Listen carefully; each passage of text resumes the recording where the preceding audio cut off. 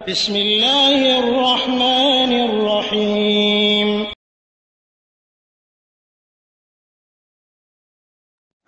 ওয়ালাইকুম আসসালাম রহমতুল্লাহ বরকাতুহ।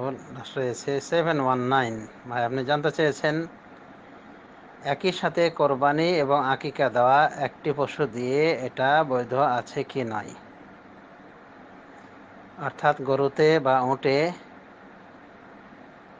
মেয়ের পক্ষ থেকে আকিকা দিলে একটি ভাগ, ছেলের পক্ষ থেকে আকিকা দিলে দুটি ভাগ বসানো, আর বাকি কোরবানি হিসেবে এক ভাগ বা দুই ভাগ বা যতটুকু সামর্থ্য কোলায়, এভাবে আকিকা এবং কোরবানি একই সাথে একটি পশুতে দেয়া এটা বৈধ আছে কি না, এই ছিল জানার বিষয়। এ বিষয়ে সংক্ষিপ্ত উত্তর হলো যে না, এটা চলবে না, কারণ এটা একটা ইবাদত, এখানে কিয়াসি মাসালা চলে না। সুতরাং যেহেতু দলিল নাই আকিকা এবং কোরবানি একই পশু দ্বারা দেয়া, অতএব এটা বর্জন করা উচিত। যারা পক্ষে গিয়েছেন দেওয়ার পক্ষে, তারা বলেন যে এটাও নৈকট্য আল্লাহর এবং এটাও নৈকট্য, অতএব দুই নৈকট্য, দুই এবাদত একসাথে হয়ে যাক না কেন, অসুবিধে কোথায়। এভাবে তারা যুক্তি পেশ করেছেন। আর আমরা বলবো যে এটি একটি এবাদত আর এটি একটি এবাদত, উভয়টি স্বতন্ত্র এবাদত এবং উভয়টির ক্ষেত্রে আমরা দেখছি পার্থক্য রয়েছে। উভয়টি এক নয়, বরং পার্থক্য। যেমন একটি পরিবারের পক্ষ থেকে একটি গরু, একটি উট, একটি বকরি, ভেড়া, দম্বা ইত্যাদি যথেষ্ট, গোটা পরিবারের পক্ষ থেকে চলবে কোরবানিতে। কিন্তু আকিকা তার ব্যতিক্রম। রাসূলুল্লাহ সাল্লাল্লাহু আলাইহি ওয়াসাল্লাম দুটি বিধিবদ্ধ করেছেন ছেলের পক্ষ থেকে আকিকা হিসেবে, এবং মেয়ের পক্ষ থেকে একটি বকরি ছাগল। দুটি বকরি ছাগল ছেলের পক্ষ থেকে, মেয়ের পক্ষ থেকে একটি, তাহলে তো দেখা যাচ্ছে তফাৎ হয়ে গিয়েছে, যে ছেলের পক্ষে দুটি বকরি ছাগল দেয়া লাগছে, অথচ কোরবানির ক্ষেত্রে একটি গোটা পরিবারের জন্য যথেষ্ট। তারপরে কোরবানির নির্দিষ্ট একটা ডেট রয়েছে, সেটা হলো 10 জিলহজ্জাহ বা 10 জিলহজ। এই দিনে হবে কোরবানি শুরু। এরপরে আরও 3 দিন, যেগুলিকে আইয়াম তাশরিক বলা হয়, এগুলি দিনেও কোরবানি করা বিধিসম্মত। কারণ রাসূলুল্লাহ সাল্লাল্লাহু আলাইহি ওয়াসাল্লাম বলেছেন, কুল্লু আইয়ামি তাশরিক যাবহুন, আইয়াম তাশরিকের সবগুলি দিনেই রয়েছে কোরবানি, পশু জবাই। আর সর্বসম্মতিক্রমে আইয়াম তাশরিক হলো 10 জিলহজ, অর্থাৎ কোরবানির পরের 3 দিন, যে 3 দিন হাজিরা হজ্জের মাঠে থাকে। যদিও 2 দিন পরে চলে আসতে পারে, যেমন 11-12 জিলহজ শেষ করে চলে আসতে পারে হাজিরা, কিন্তু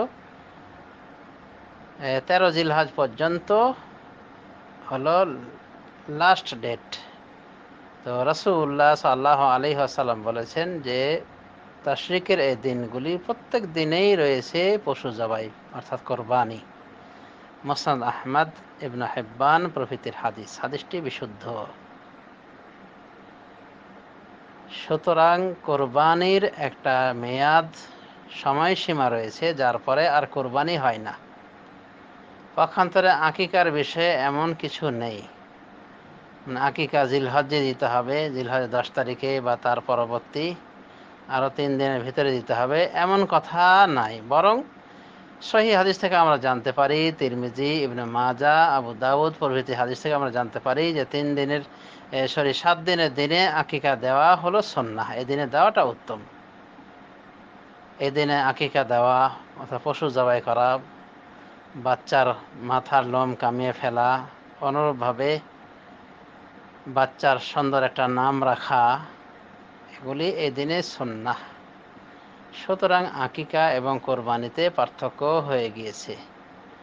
আকিকার মেয়াদ আলাদা, কোরবানির সময়সীমা আলাদা, সুতরাং দুটিকে এক করার কোনো অবকাশ নেই।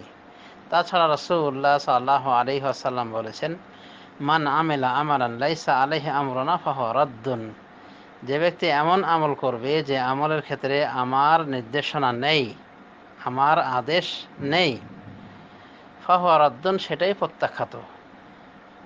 আমরা যদি এই অবস্থার সাথে এই হাদিসকে সেট করে দেখি, তাহলে নির্ঘাত আমরা বলতে পারি যে এই আমলটি প্রত্যাখ্যাত। এই যে আকিকা এবং কোরবানি একসাথে ভাগ বসানোর নিয়মটা, এক্ষেত্রে কি রাসূলুল্লাহ সাল্লাল্লাহু আলাইহি ওয়াসাল্লামের আদেশসূচক কোনো হাদিস পাওয়া যায়? যায় না। তার মানে হলো এটা প্রত্যাখ্যাত। অতএব দিয়ে কি লাভ?